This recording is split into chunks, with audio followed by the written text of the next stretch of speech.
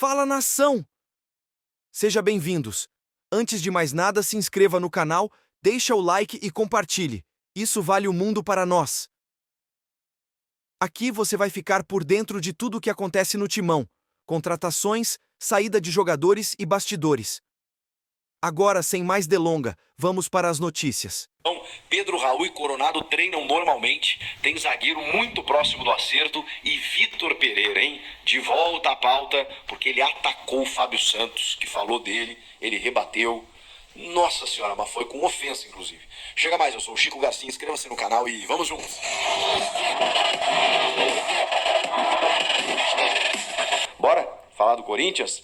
Bom, informação que a gente já tinha antecipado, inclusive, né? A tendência de, a partir da segunda-feira, o Pedro Raul e o Igor Coronado treinarem normalmente com o grupo. A reapresentação nessa terça-feira contou com os dois jogadores e eles vão participar a semana toda dos treinos, ou seja, no final de semana estarão à disposição. O Pedro Raul não é aguardado como um titular, poderia ter sido muito útil, imagino eu, no jogo contra a Ponte Preta, em que o time abusou dos cruzamentos, foram 55, se eu não me engano, e o Yuri Alberto foi mantido até o final, mas ele não tem necessariamente essa característica. Óbvio que ele tem a bola aérea, mas imagine o Pedro Raul, né, para vencer os zagueiros altos da Ponte, acho que poderia ser uma estratégia válida. Então, é mais uma arma que o Corinthians vai ter no banco de reservas.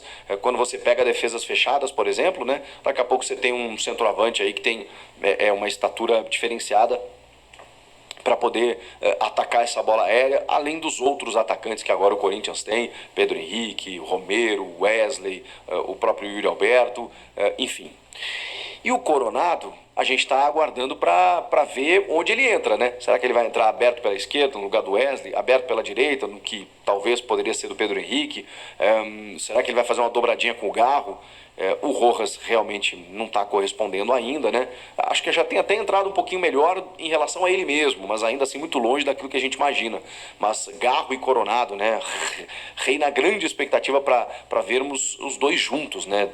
Dois jogadores de muita qualidade técnica, um destro, outro canhoto, meias de muita intensidade, mobilidade. O Garro tá jogando muito bem, cara, parece que joga no Corinthians há muito tempo. Tô gostando muito desse jogador.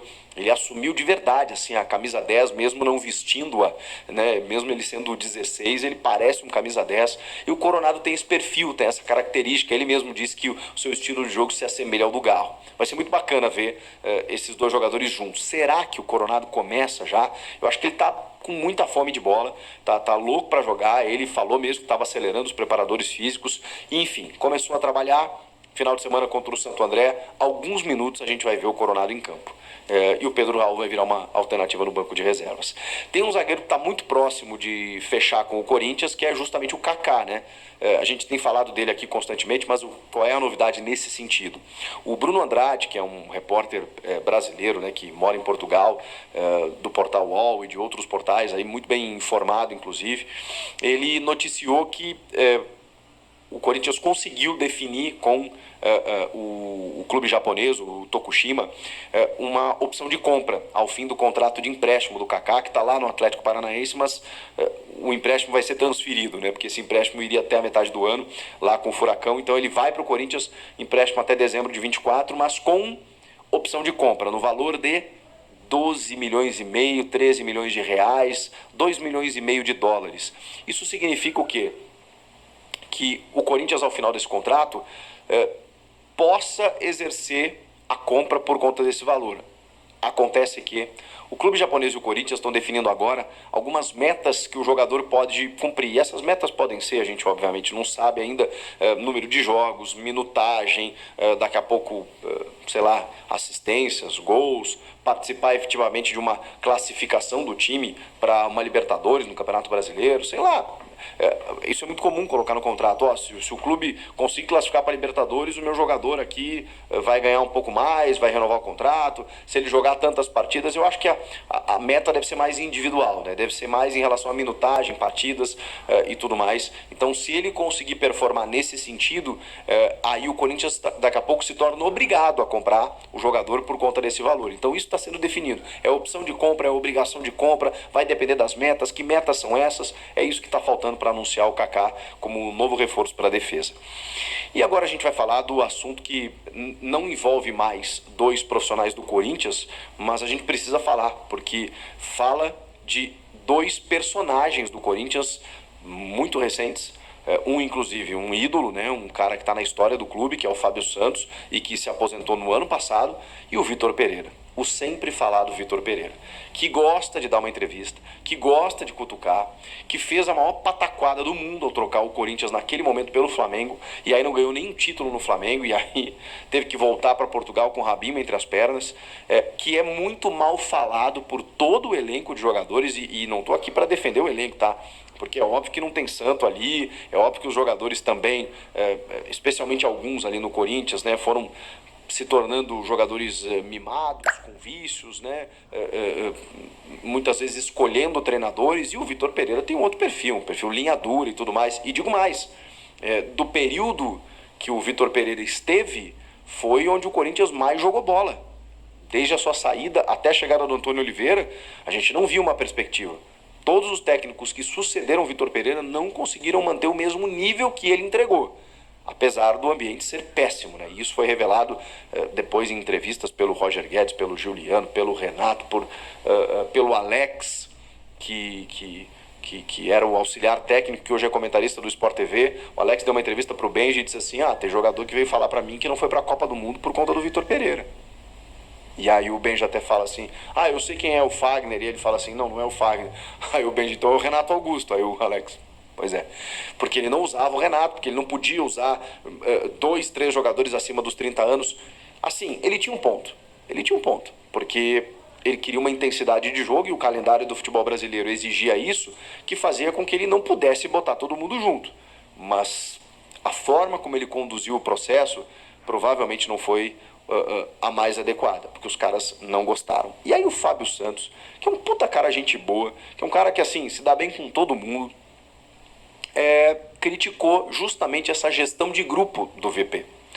Pois bem, o VP deu uma entrevista para o jornal Record de Portugal e disse exatamente isso. Vou abrir aspas aqui e fechar na sequência com as palavras de Vitor Pereira. Andou 8 meses sorrindo para mim e para minha comissão técnica, de aparente boa relação com todos. E vem agora, após esse tempo todo, dar essa entrevista covarde. Porque, lamento dizer isso, só de um covarde pode-se esperar esse tipo de entrevista. Ele não só chamou, até o último ponto ali, né? Essa entrevista covarde, ele tinha chamado a entrevista de covarde. Não quer dizer que o cara, que ele considera o cara covarde. Ele acha que o cara teve uma atitude covarde. Quando ele continua dizendo só de um covarde pode se esperar esse tipo de entrevista, aí ele não chamou só a entrevista de covarde, ele chamou o Fábio Santos de covarde. Aí está muito claro que ele ofendeu o lateral do Corinthians. Parece que já é algo normal para esse senhor vir criticar treinadores. Não sei qual o seu objetivo de falar agora, mas certamente não será colocando em causa o meu nome e profissionalismo que vai conseguir dar o próximo passo na sua carreira. E aí tem uma frase dele que é muito forte e que eu tenho certeza que alguns torcedores do Corinthians vão concordar, que tem a ver, como eu disse, com alguns jogadores. Não era o caso do Fábio, na minha opinião. Alguns jogadores que estavam lá, né, empurrando com a barriga, que já estavam um pouco acomodados, que você precisava renovar, precisava oxigenar. Isso é natural. Ele diz o seguinte: infelizmente para esse senhor e mais alguns, a única preocupação que tinham era renovar contrato e irem renovando ano a ano para terem acesso a uma reforma dourada. Aqui eu acho que ele é português de Portugal, né, o idioma, então reforma dourada seria uma aposentadoria, né? Passando a maior parte do tempo no departamento médico. Comigo não é assim.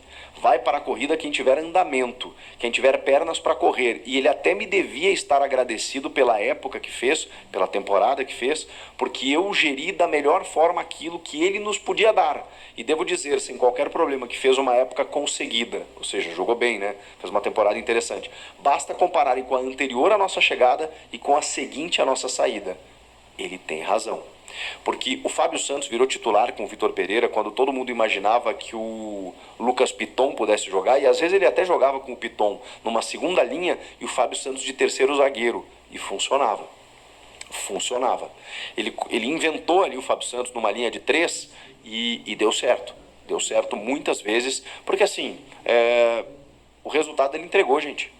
O clube, desde 2012, não chegava tão longe na Libertadores da América. Ele chegou numa final de Copa do Brasil e ele entregou o time na 4ª colocação do Campeonato Brasileiro. Comparando com o ano passado do Corinthians, ele tem muitos méritos. E aí ele falou aqui, tem alguma curiosidade em saber o que pensam dessas declarações o Balbuena, o Fausto Vera, o Gil, o Renato Augusto, o Yuri Alberto, Duqueiroz, Mantuan, Adson, Mosquito, Piton, Raul Gustavo, Robert Renan, o Cássio. Tenho certeza que as respostas não serão as mesmas, estarão incrédulos tal como eu. Tem um monte de gente que ele citou aí que falou mal dele também.